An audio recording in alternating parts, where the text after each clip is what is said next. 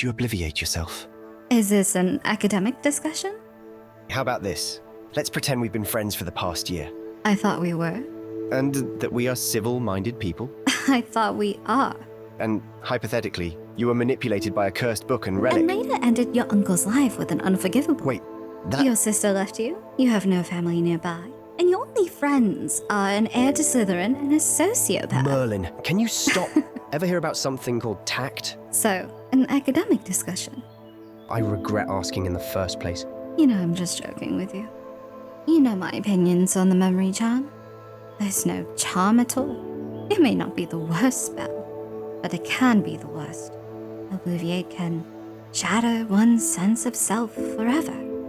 Worst case, they rob those memories fully and trap the victim in a body that's too old to work or too young to know better. And if lucky, well, they're left to rot at St. Mungo's for the rest of their life. I wonder how many times that spell has been cast outside of the Ministry's supervision. Even under the Ministry, I remain skeptical. Without proper oversight, we can only hope that they act ethically. But isn't it tempting?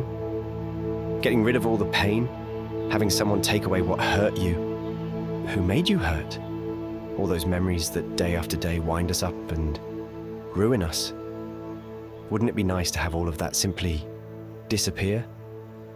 It's never that simple. Spell goes wrong, you may forget even more. You may lose Ominous, lose me, most likely yourself. What makes you tick, what makes you shine, your triumphs, your passions, every effort, every experience. Without everything that has happened, who even is Sebastian Sallow? Every choice that brought you here, even the ones that wronged others, it's better to live with them. Oh, how fitting to be said by the woman who delivers retribution every time she steps out of the castle. I take responsibility for my choices every day. Well now, as an outsider, what is your view on justice? How cheeky of you. Go on, answer the question, will you? Fine. Suffering for the rest of your life can be a more fitting punishment than death. Potential resources are better repurposed, not thrown away. Everything is redeemable. Everyone is redeemable. But the process must fit the price. I don't see it the same way. In regards to criminals, why not obliviate them? And in doing so, expedite the process. Oh, please. I mean, it may take half a lifetime for some to even consider turning over a new leaf. Obliviate them, and are they even the same person? At that point, they are simply a husk. No, wait. A tool to be sharpened and dulled by slightly more law-abiding citizens. It's all a lengthy process, sure. Can be a better reprieve for the involved plotters. The Ministry may disagree, but I abhor locking a person up in Azkaban. It's practically a death sentence. I don't know. If they were sent to Azkaban, well, don't they deserve it? You'd think so. Crispin Kronk, my favorite example, had a bunch of pet sphinxes. Illegal. And the man died in Azkaban over it. An extreme sentence for such a small matter. They're classified dangerous beasts for a reason, but to die over it, yeah, it doesn't seem right. Well, if not criminals, is there anyone who would be a good candidate to be obliviated? What about those not at fault? Say they were wronged their entire childhood. Unfortunate.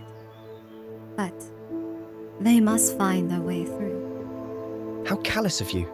I know it's all ended up working out for you, but what a hell of a privileged position to be in. It is because of my position and my past that I say such a thing. We can't look to magic to solve all our problems. Again, it's wrong. It's unfortunate that one may live that way. But there are layers, complexities to trauma. Just because the memories are gone does not mean the habits are. Coping mechanisms, self-destructive manners, instincts. Without a sense of self, without the ability to contextualize such pain, one cannot heal. Alone is it our responsibility to manage, to endure.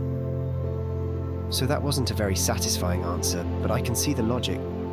I guess there's so much allure to the immediacy of solving all my problems. Anyone's problems, with the flick of the wrist. Well, what about other people? Those who choose to step in and help. What about their efforts? Good on them. It is their decision, their choice to help. And for the individual, may they feel honored and privileged to have such fortune. But life is not always so kind. Magic can't solve everything, nor can